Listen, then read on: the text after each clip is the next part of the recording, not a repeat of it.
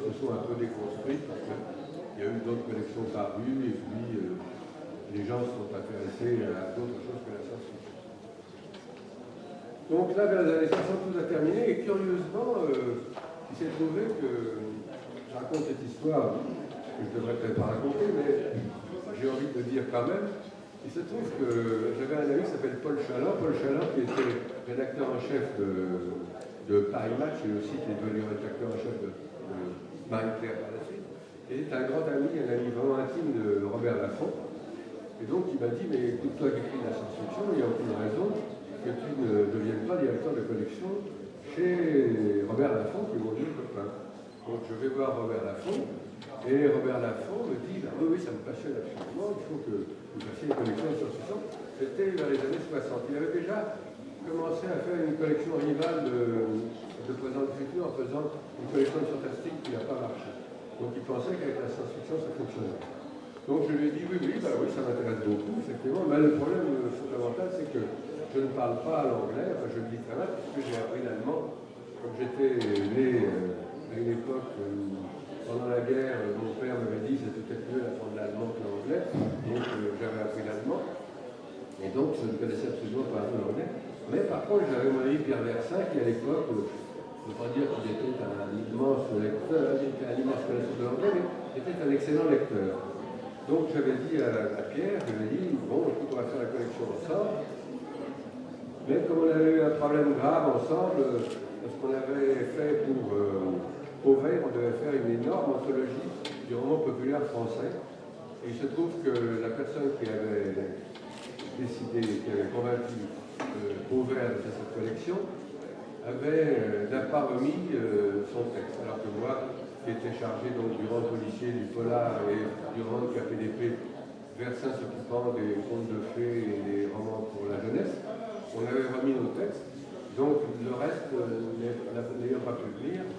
Donc Pierre Versin s'est trouvé avoir fait tout ce travail d'une manière inutile, donc il était furieux, donc il a refusé de collaborer avec moi, donc j'ai dû refuser de faire cette collection qui ne se serait pas appelée Ailleurs et Demain, et que 5 ans plus tard, Gérard Klein a pris son compte, d'ailleurs tout à fait avec le talent qu'il fallait.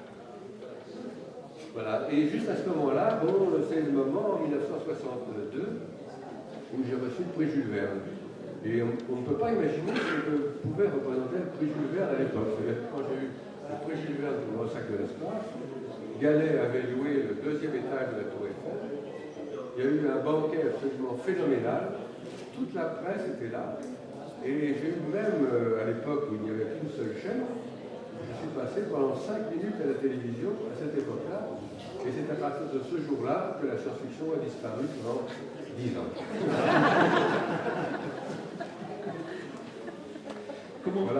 Comment analyses-tu, enfin si on peut analyser cette espèce justement de...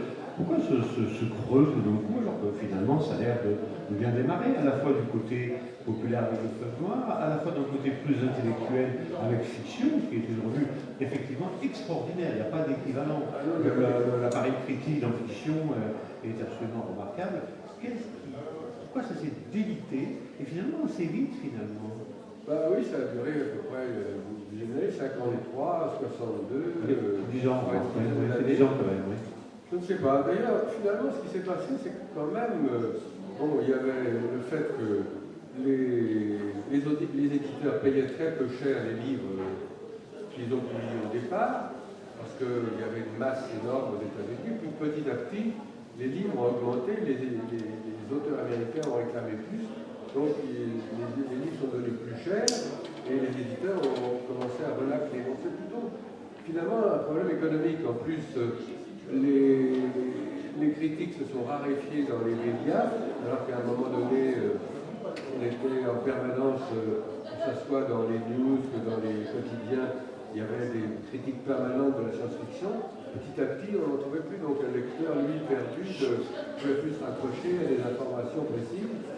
Ben, c'est un ensemble de choses, donc l'augmentation des livres, les auteurs français qui écrivaient de moins en moins, parce que pour écrire, parce que chacun pensait pouvoir vivre de sa plume, qui est une illusion à peu près fondamentale, puisque, moi je veux dire, je crois avoir pas mal réussi dans ma carrière, si je peux appeler ça une carrière, enfin disons dans la publication de mes romans. Et j'ai calculé maintenant, disons que c'est un peu obsolète, mais il y a encore 5 ans, j'ai calculé que donc depuis 1955 jusqu'à il y a 5 ans, j'aurais pu vivre de ma plume en gagnant le SMIC. Donc c'est quand même déjà pas mal. Mais enfin, c'est quand même parce que j'ai eu pas mal de succès. Mais pour ceux qui n'en avaient pas, c'était très difficile de trouver le moyen de faire publier. Donc, puisque finalement, il y a eu Robert Kanters qui s'est installé à présent du futur, et il faut bien dire qu'il avait très mauvais goût en ce qui concernait la science-fiction, et finalement, il refusait pratiquement tous les manuscrits qu'on lui proposait. Donc ça, c'était un problème. Alors évidemment, il y avait la solution qu'a choisie d'ailleurs Gérard Klein et d'autres, c'était de publier des livres pour survivre au fleuve noir, mais là aussi, on s'engageait à publier 4 livres par an, et publier 4 livres par an, ça tue. Parce que vraiment, c'est beaucoup d'imagination, beaucoup de travail, beaucoup d'obsession pour arriver à publier 4 livres par an, pour pouvoir arriver à récupérer ce que Armando Di Caro donnait à ses auteurs. Donc finalement, c'est plutôt une question à la fois donc, de la nouveauté n'était plus présente 10 ans auparavant, les médias parlaient de moins en moins des livres, les auteurs étaient de plus en plus confrontés à la difficulté de publier, et les auteurs américains anglo-saxons venaient de plus en plus cher. Donc voilà comment les choses se sont produites, jusqu'au moment où finalement, je crois que pendant ces années de réflexion qui sont passées entre 62 et 63 et le début des années 70 où la science-fiction est renée en France, il y a eu un moment de réflexion et finalement peut-être aussi une autre façon d'écrire de la science-fiction parce que quand même au départ beaucoup d'auteurs prenaient les mots américains, essayaient de ressembler un peu à la science-fiction anglo-saxonne, alors que ce qu'il fallait c'était faire une science-fiction véritablement française telle qu'on a pu le voir quand Ailleurs et Demain et d'autres collections et quand Elisabeth Gilles a repris Présent du futur et qui ont permis à des auteurs français de s'exprimer véritablement avec quelque chose d'un peu différent de ce qu'il y avait jusqu'alors. Parce qu'il faut bien dire quand même que dans fiction, il y avait un refus un peu des auteurs français. Très souvent, les auteurs, les lecteurs écrivaient des lettres en disant « assez les auteurs français, ça ne ressemble pas à la potion magique que je lis parce que je lis des auteurs anglo-saxons. » Et c'est vrai qu'il y avait une différence profonde entre ceux qui n'essayaient pas d'imiter les auteurs américains. Par ailleurs, il y a une autre revue qui avait existé aussi, qui a été créée par 2 personnages absolument extravagants. L'un qui s'appelle Jean Cap, qui était un représentant, je crois, en whisky. Je me souviens très bien d'avoir été chez lui, parce qu'il y avait un autre petit groupe qui existait dans lequel il y avait Julien Verlanger, Juliette Rabe, un certain nombre de femmes comme ça qui étaient à part de notre société de fiction, qui écrivaient aussi de la science-fiction dans leur coin, et Jean Cap les avait connus. Et là, s'est associé quelqu'un d'autre qui a disparu par la suite, qui s'appelle Patrice Rondard, qui a signé sous le nom d'Hervé Calix quelques nouvelles, et qui s'est associé avec Jean Cap, qui était vraiment un personnage étonnant, pour créer la revue Satellite. Et cette revue Satellite a été assez bien accompagnée parce que finalement Michel Pilotin et Gérard Klein, qui ne trouvaient pas, finalement, qui avaient de vastes ambitions, mais qui étaient barrés un peu par Alain Dorelu, qui était rédacteur en chef en tête de fiction et qui nous acceptait dans le comité de rédaction, mais qui avant tout choisissait les textes. Et donc finalement, Gérard Klein, Michel Pilotin, Jacques Bergier un peu, Jean Cap et ça ont créé ce satellite dans lequel ils essayaient de mixer un peu la science avec la science-fiction, puisqu'il y avait une part à la fin dans laquelle il y avait des scientifiques. Satellite hypothèse. Oui, une hypothèse. Donc cette revue avait été rivale, enfin bon, ça a toujours beaucoup moins bien marché. Enfin, ils ont toujours survécu parce que Jean Cap, en tant que représentant en whisky, gagnait assez d'argent pour renflouer en permanence cette revue. Il y avait du mal à se retrouver. Galaxy, comment ça va?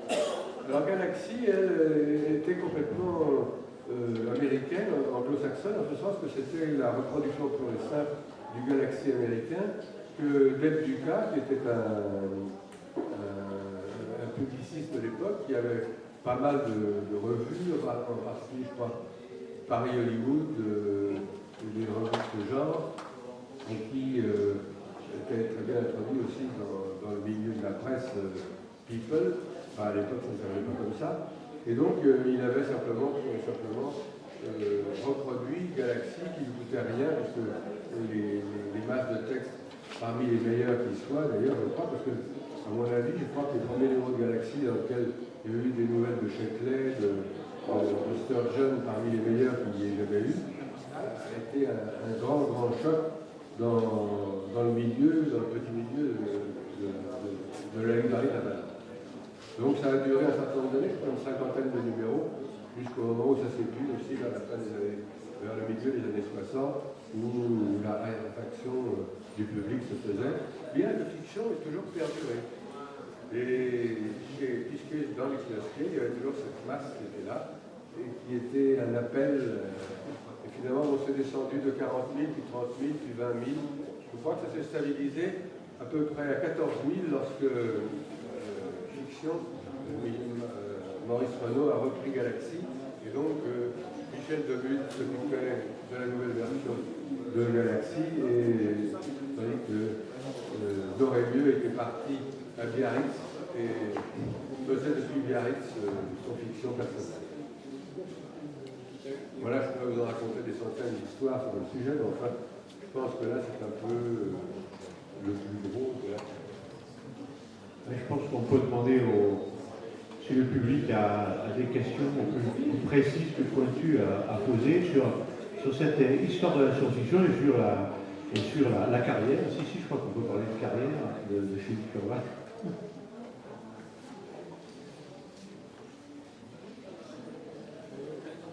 Tu as un peu parlé des propres romans, lesquels ont le plus de retentissement, disons. Je trouve que les conditions de vente ont complètement changé, en ce sens que lorsque j'ai publié donc, le Ressac de l'espace, d'abord j'avais amené quelque chose qui était un peu différent par rapport à tout ce qu'on lisait, en ce sens que les extraterrestres, sauf les extraterrestres de Sheckley, étaient toujours des envahisseurs ou des gens qu'on envahissait. Là, j'avais inventé les Tsal, qui étaient des envahisseurs qui n'en étaient pas, puisque leur principal souci était de vivre en symbiose avec les habitants des planètes sur lesquelles ils allaient. Bon, il est certain que du fait qu'ils vivent sur le dos des gens avec lesquels ils vivaient en symbiose, peu à peu, les habitants de ces planètes dépérissaient, ils étaient obligés de changer de planète. En fait, disons quand même qu'il y avait une volonté chez eux, non pas d'agressivité, et c'est pour ça que ce roman avait quelque chose d'un peu original par rapport à tout ce qui paraissait à l'époque. Il se trouve que par le biais du hasard, d'une part, ce prix Jules Verne qui a eu énormément de retentissement, il y a eu des articles de partout, il y a eu la télévision, donc à cette époque-là, il s'est très bien vendu. Par la suite, quand Jacques Sadoul l'a repris, lorsqu'il a refait sa collection J'ai lu, il a repris la collection J'ai lu, dans laquelle il ne mettait pas le mot science-fiction sur les ouvrages, il a eu un succès considérable. Et je me souviens fort bien que quand le Ressac de l'espace est reparu en même temps que Simulacre de Philippe Cadic, nous surveillions avec Jacques Sadoul les chiffres de vente, et chaque jour on était à peu près équivalent, donc finalement j'en ai vendu 30 000, dit qu'en vendrait 33 000, puis après les 50 000, et finalement j'ai quand même vendu 125 000 exemplaires du Ressac de l'espace. Après, que ça soit Sa chère humanité, alors là, disons qu'on est à peu près on revient dans les années 70 qui est classique. Parce qu'il s'est passé que pendant les années 60, je me suis un peu recentré sur moi-même, et pour moi, il n'y avait pas une différence fondamentale entre la littérature de science-fiction et la littérature tout court. Donc j'ai écrit 2 romans qui sont ce que j'appelle de la fiction spéculative, en ce sens que les points de départ ne sont pas des points de départ réalistes, et il faut que, un peu comme dans la science-fiction, le lecteur croit aux fondamentaux de cette histoire. Le premier, donc, c'est La forteresse de coton, que j'ai publié chez Gallimard, dans lequel ça se passe à Venise, et il y a une espèce de distorsion d'un personnage double qui qui se divise en deux autour d'une femme qui est blessée dans un décor de Venise qui est extrêmement onirique et donc qui est à mi-chemin entre le fantastique et la spéculation autour de la paranoïa d'un personnage. Et puis ce roman qui s'appelle Attention les yeux, dans lequel j'ai complètement changé de point de vue, j'ai voulu faire un roman presque journalistique en employant un système très différent de ce qui avait été fait auparavant, mais qui avait été un peu initié par André Breton avec Nadja. C'est-à-dire que j'avais d'abord fait le scénario complet, ce qui n'arrivait jamais, parce que de manière générale, j'ai plutôt tendance à me lâcher et à écrire au fur et à mesure de mon imagination. Tandis que là, j'avais, pour Attention les yeux, fait un scénario extrêmement précis. Et après ça, je me suis saisi pour les cas et je suis parti dans la rue, sur les lieux où se passait l'action, et je photographiais les personnages en présence, comme si c'était les héros de mon roman. Et une fois donc que j'ai eu terminé tout ce reportage sur les personnages vraiment en situation, j'ai donc à l'époque j'étais journaliste et dans ce journal il y avait la possibilité de tirer des photos. Donc j'ai tiré un millier de photos, que j'ai choisi en relation avec l'action. Et au fur et à mesure que j'écrivais le roman, je prenais les photos. Et alors ça donnait une espèce de ton en particulier, en ce sens que j'avais la mémoire du texte que j'allais écrire, donc du moment où j'allais photographier la scène. Par ailleurs, j'avais le souvenir du moment où je l'avais photographié, et après j'avais la photo qui était un témoignage de cet instant. Et donc ces trois moments me donnaient une vision très particulière de l'histoire. Cette histoire d'ailleurs était assez particulière en ce sens que, si vous voulez, on ne peut pas dire que ce soit de science-fiction, mais c'est vraiment spéculatif, puisque je crois que c'était un peu la première fois dans l'histoire de la littérature, le personnage principal avait eu comme idée, alors qu'il était orphelin depuis fort longtemps, et qu'il était photographe par ailleurs, de se créer une famille fictive. Donc il vivait sur les grands boulevards et il entrait en relation avec des personnages divers. Et il avait choisi peu à peu, avait convaincu quelqu'un qu'il rencontrait très souvent de devenir son oncle, puis après il avait rencontré quelqu'un d'autre de devenir sa sœur, puis son père, etc. Et donc il voulait voir comment allait devenir une famille totalement imaginaire. Et évidemment, tout se terminait très mal, mais l'idée de construire une famille à partir de gens qui n'existent, qui n'ont pas de relation vraiment filiale ni parentale avec quelqu'un, c'était quelque chose de spéculatif qui m'avait intéressé et qui changeait un peu de ce que j'avais appris jusqu'au présent. Et puis donc après, il est arrivé, donc dans les années 70, la construction de l'Europe. Et je dois dire que pour moi, qui ai vécu la guerre, dans lequel Hitler proposait une Europe à sa façon, j'avais lu auparavant Stefan Zweig, qui aussi était un fervent européen. Et je dois dire que depuis tout jeune, j'avais deux idées fondamentales. C'est d'une part qu'il fallait absolument faire l'Europe, et la deuxième était que si on ne la faisait pas, nous allions entrer dans une période de décadence considérable. Et je suis toujours persuadé que nous entrons dans une période de décadence considérable. Et cette idée m'a donné le point de départ de cette chère humanité dans laquelle j'ai voulu montrer tous les défauts de cette Europe en train de se construire. En particulier, quelque chose qui est fondamental sur lequel on n'insiste pas assez, c'est la norme. On sait que chaque pays de l'Europe actuelle a ses propres manies, si je peux dire. Donc, que ce soit du point de vue fiscal, que ce soit du point de vue social, que ce soit du point de vue de la façon dont on roule en voiture, de la façon dont on finance quelque chose, les rapports avec les banques. Toutes ces choses sont totalement différentes dans chacun des pays. Et depuis que l'Europe essaie d'exister, tout le monde cherche à unifier cette façon de vivre. Parce que tant qu'on vivra d'une manière totalement différente, l'Europe est absolument impossible à construire. Sauf si on trouve un point fédéraliste.